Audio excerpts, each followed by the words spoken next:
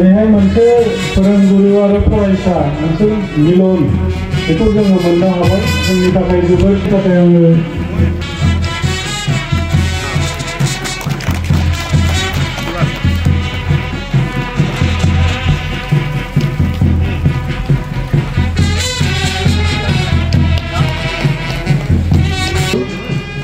बायदनोबो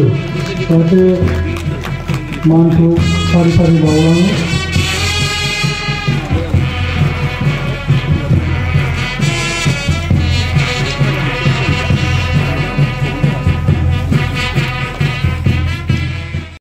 दिनैनि दैमालुर गोजौ फरायसालिनि खुंफुं आफाद बे खुंफुं आफादा जोंखौ सन्मान मान होनानै थांखांनाय फरायसा एक्स स्टुडेन्ट फरायसा फरायसुलि बिथांमोनहा जोंखौ एथ' गिदिर आयोजन खालामनानै जोंखौ बरायदों बेवहाय आं गोसो गोरबोजों गोजोननायजों आं गाबनो ओंखारदों मिजिंथियो बिथांमोननि नाजानाय मावफुंनानै होनायनि गेजेरजों जोंनि बे फरायसालिया गबोदै जायाखैबाबो जोंनि डिरेक्टर बिथाङा जोंजोंनो लोगोसे नुजाफैनायाव बिथांनिसिम खावलायनाय थाबाय बिथाङा जाहाथे जोंनि बे फरायसालिखौ गभर्नमेन्ट खालामनानै होयो बेनि थाखाय आं बिथांनिसिम खावलायदों आरो रोजा रोजा साबायखर होदों जोंनि फरायसा बिथांमोनहा जोंखौ मान सन्मान होनानै जोंखौ एफा गिदिर आयोजननि गेजेरजों बरायदों बे बरायनायखौ आङो गोसो गोरबोनिफ्राय बिथांमोननिसिम साबायखर बावदों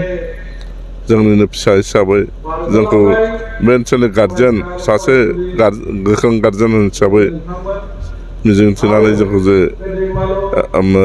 अनसायनाय होदों बेखौ आं बिथांमोनखौ आंनि गोसो गोरबोजों बरायदों बे गोलाव समाव गोबां फरायसालिफोरा गभर्नमेन्ट जालांदों नाथाय नोंथांमोननि नैबे फरायसालिया दुखुथियायै बे सरकारनि नोजोराव गोग्लैयाखिसै दा बेयाव दायनिगिरि हिसाबै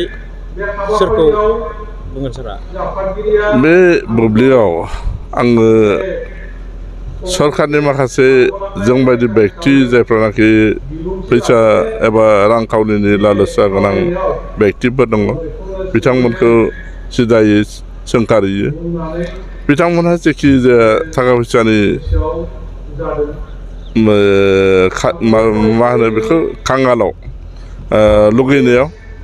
माखासे जानसारनांगौ सार्टिफाइ जे जिनिसा जोंनो सापर्ट होयोमोन जोंखौ रैखा होयोमोन बेबायदि माखासे सापर्टा सार्टिफिकेटफोरखौ दोनखोमानायाव जोङो गोख्रों हिसाबै बे फरायसालिनि फोरोंगिरि स्टाफ जानानै सोंखारियो नामफोरखौ बुंनो थांनो नांला जोंनि माखासे बर' बेक्तियानो बिथांमोनहा स्क्रुटिनि कमिटिनि मेम्बारशिप जानायाव सोरबाया क्लारिकेल जाय बिथांमोनहा खेरानि साख्रि मावदों बै बिथांमोनहाबो माखासे डाइरेक्ट इनडाइरेक्ट थाखा फैसानि लबियाव जोंनि बे फरायसालिखौ एसे गाज्रि नोजोर लानानै जोंखौ बेबायदि गाज्रि थासारियाव खैफोदाव खोख्लैदों बेनि थाखाय दुखु नांनानै बिथांमोनखौ सोंखारिब्लाबो दा सोंखारिनानै उफाय गैला बिथाङा जा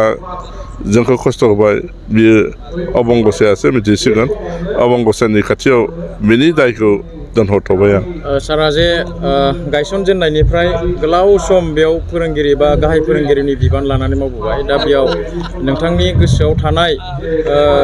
साबेसे एबा सोर स्टुडेन्टफोरा मा जानानै दं सार ओरैनो आंनि गोसोआव दा आंनि नुनायाव जोंनि खाथियावनो दा खुंग्रि हाई स्कुल दङ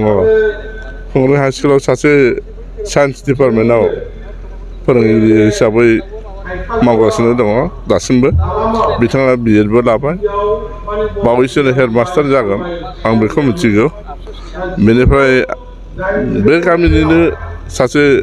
जोंनि खाथियावनो गंसे एमभि स्कुल दङ एमभि स्कुलनि गाहाय फोरोंगिरि जानानै दङ बिथाङाबो आरो माखासे उकिल जानानै दङ बिथांमोनखौबो वेलकाम खालामदों माखासे बेबायदिनो खेरानि मावनानै दङ बिथांमोनहा जे जोंनि अनसायनायाव जा एसे पाठदान बा फोरोंनायाव जोंनि फोरोंनायनि गेजेरजों बिथांमोनहा जे गिदिर गोलाव जाबाय बिथांमोनखौ बाख्नायदों आरो आङो अनसायदों जोंनि बड'लेण्डनि जानानै बिथांमोनहा बड'लेण्डनि खामानियाव जाहाथे मोजां रोखोमै मावो थाखा फैसानि सायाव जाहाथे लब जाया आं बेखौ आं फोरोंगिरि हिसाबै आंनि फरायसा हिसाबै बिथांमोनखौ खावलायदों फरायसालि सालायबोनायाव बे 33 बोसोर बैसोआव गोबां रोखोमनि फरायसाफोरखौ बेंनायाव आंनि असे फिसानि समान हिसाबै एसे खेंख्रा खेंख्रि पाठदान खालामनायाव फोरोंनायाव जादोंमोनब्ला बिथांमोनखौ आं उफाय गैयैयाव माखासे बिथिङाव खरा जायाब्लाबो गाहाय फोरोंगिरिया जाया हिसाबै बिथांमोनखौ माजे समय पानिशमेन्ट होबोदों खाथिरथाया जाहैबाय सोलोंसा हिसाबै रोंनांगौ बे पाठदाना मोजाङै थांनांगौ हिसाबै लेसन दाना मोजाङै फोरोंनांगौ हिसाबै मोनसे फरायसालियाव गोबां रोखोमनि बाथ्रा लायै फरायसाफोर थायो बिसोरखौ जोङो गेबें लामायाव लाबोनो थाखाय पानिशमेन्टबो होबोनाय जादों फरायसा बिथांमोनहा बिनि थाखाय जाहाथे दुखु मोना गावसोर रोंनांगौ बेलायाव रोंथारनांगौनि थाखाय फोरोंगिरि साफ्रोमबो जोङो दायित्व लायोब्ला बे दायित्व लायोब्लासो फरायसालिया नाम मोनो बे हिसाबैनो आं आंनि माखासे लेङाइ फोरोंगिरि बिथांमोनखौबो बुंनाय जायोमोन खबरदार एसे स्ट्रिक्ट जानांगौ क्लासाव कम्पाउन्डआव हाबनाय लोगो लोगो मोनफ्रोमबो बिथिङावनो सोरबा फरायसाया खेलिमेलि जुदि आखु दिन्थिदोंब्ला बेखौ जों सिदायाव लाबोनांगौ होननानै आंबो बिथांमोनखौ फोरोंनाय जायोमोन बेनिफ्राय माखासे न'खर सालायनायावथ' जोबोद रोखोमैनो गेना गोरोन्थि लोगोसे बिया बारु जानानै फरायसाफोरखौ आंनि गथ'फोरखौ सानै गथ'फोरखौ फोरोंनायाव बिराद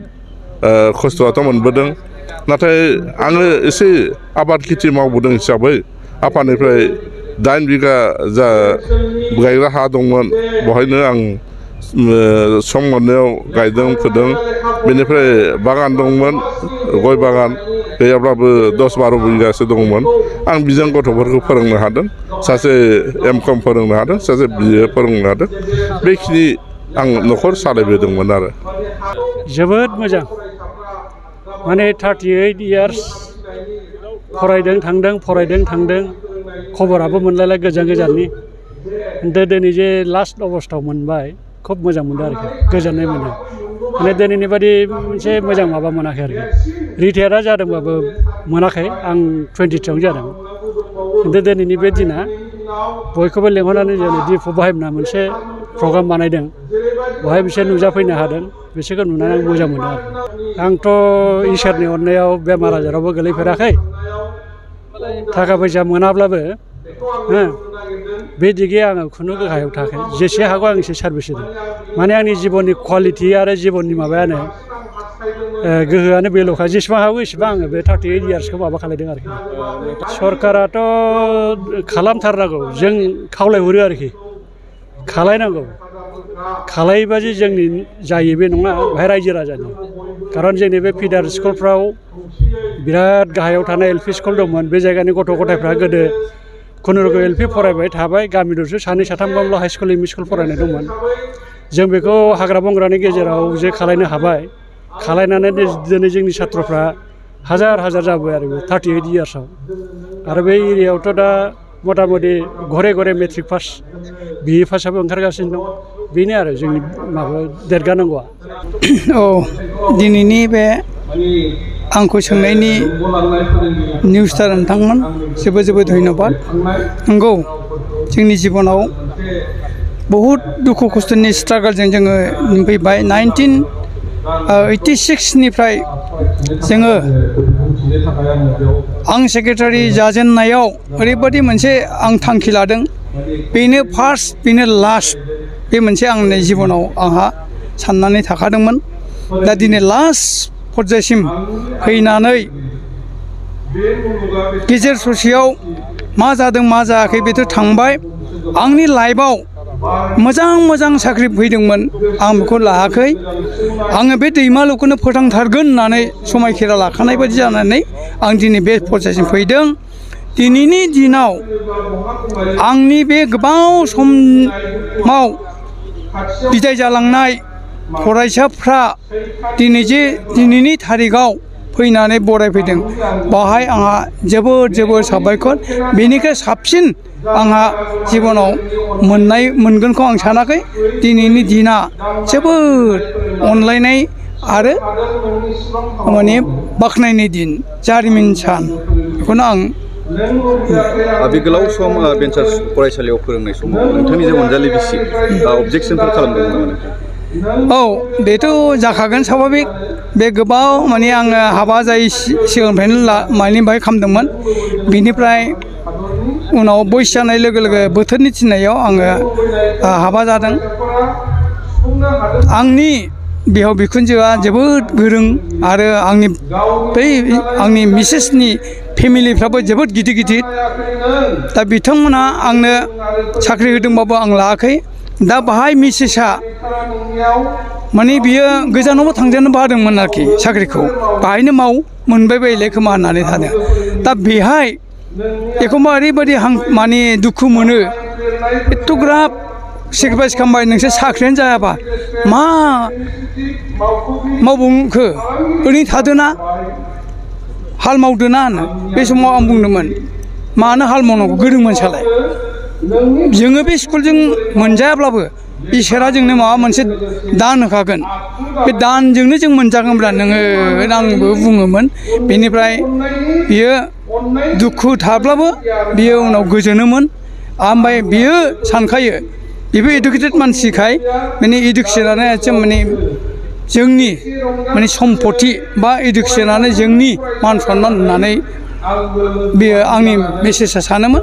गावहा जिबनाव दा साख्रि मोनबाय बे साख्रि मोननायनि जिबनाव बांसिन गोजोननाय थादों आंनि फिसाया मोनाब्लाबो बियो सेक्रिफाइस खालामथोंसै आं जाहोगोन होननानै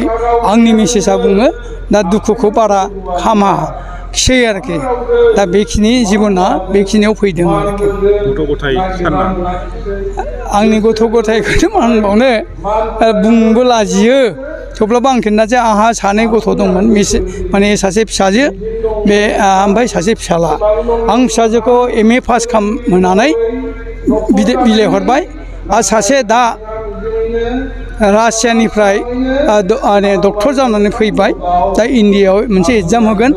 बेखिनि आरोखि दा माने फिसाला सासे फिसाजो सासे बे दा रासियानिफ्राय 6 बोसोर थानानै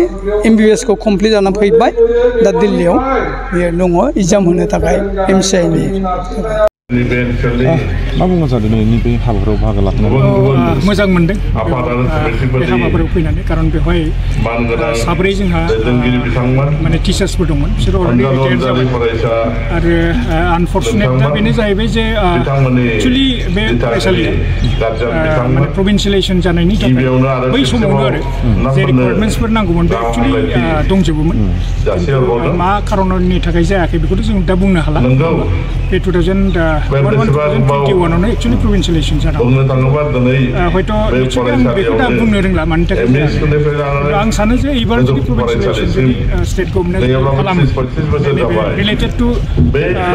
एकर्ड 6.3 खौ डेफिनेटलि जेनाखि बे रिक्वायरमेन्ट्सखौ फुलफिल खालामगोन होननानै आं सानो गिबियावनो दिनै दैमालु गेजेर आरो गोजौ फरायसालिनि साब्रै रिटायार्ड पार्सन बिसोरखौ बिदाय होनाय बे फोरबो बेवहाय मिडिया पार्सन नोंथांमोना बाहागो लाफैनो हानायनि थाखाय आं गिबियावनो खुंफुं आफादनिफ्राय साबायखर जासिबाय जे दिनैहाय दैमालु गेजेर आरो गोजौ फरायसालिया 1986 मायथाइयाव दैमालु गेजेर फरायसालिया गायसनजादोंमोन आरो 1996 बे मायथाइयाव दैमालु गोजौ फरायसालिया गायसनजादों दा बेहाय जेनेखि गायसनगिरि आरो बेवहायनो हाबनानै फोरोंगिरि महरै मावनाय बे फोरोंगिरिफोरा दिनै रिटायार जाबाय दा बेनिनो फोरोंगिरि हिसाबै जनेन्द्र ब्रह्म बियो गेजेर फरायसालिनि गाहाय फोरोंगिरिमोन दिनेन्द्र नार्जारी सार बियो एम इ स्कुलाव एसिस्टेन्ट टिचारमोन आरो बियो फैयै फैनानै हाई स्कुलनि गाहाय फोरोंगिरि जाफैदों आरो बेवहायनो देबेन्द्र बरगयारी सार बे बिथाङा बे साराबो एम इ स्कुलाव एसिस्टेन्ट टिचार मावबोदों आरो हाई स्कुलावबो मोनसे समाव MIL आयदाखौ बियो फोरोंदों आरो MIL आयदाखौ जेब्ला बिथाङा फोरोङो दैमालु गोजौ फरायसालिनिफ्राय 2010 इं मायथाइयाव अल आसामनि गेजेराव बांसिन नाम्बार मोननाय मोनसे मार्क्स लाहोनो हानाय खालामहोनो हादों आरो बेहाय सासे जोंहा बायद' दंबावो नर्मदा लेम्बु बिथांखौबो जोङो दिनै मान बावदों मान बावनायजों लोगोसे जोंनि मोनसे दुखुनांथावा जाहैबाय जे दैमालु गेजेर आरो गोजौ फरायसालिया दासिमाव सरकारि नङा बे सरकारि नङै खारननि थाखायनो जोङो दिनै नैबे फेयारवेलनि प्रग्रामाव बा इक स्टुडेन्टआ जथायै मोनसे खुंनानै मान बावनाय बेवहाय जोङो दानि BTCनि बा BTRनि सोलोंथाइ बिफाननि बिथोनगिरि मानगोनां जगदीश प्रसाद ब्रह्म सारखौ जोङो लेंहरदों आरो बे हाबाफारियावनो जोङो डक्टर सांग्रां ब्रह्म बिथांखौबो जों लेंहरदों दा बिथांमोनखौ लेंहरनानै जों दिनैनि मेलाव जोङो बिथांमोननि स्पिचनिफ्राय जों बुजिनो हाबाय जे फैबाय थानाय समाव गभर्नमेन्ट आसाम गभर्नमेन्ट आरो BTC गभर्नमेन्टआ फरायसालि लायोब्ला दैमालु स्कुलाबो थांफागोन दैमालु स्कुलाबो प्रभिन्सियेलाइज जागोन बे खोथाखौ जोङो बे सारमोननिफ्राय खोनानो मोनबाय आरो बेखौ खोनानो मोननानै जोङो इक स्टुडेन्ट हिसाबै जोबोद गोजोननाय मोनदों आरो बेनो जोंनि देरसिन गोजोननाय।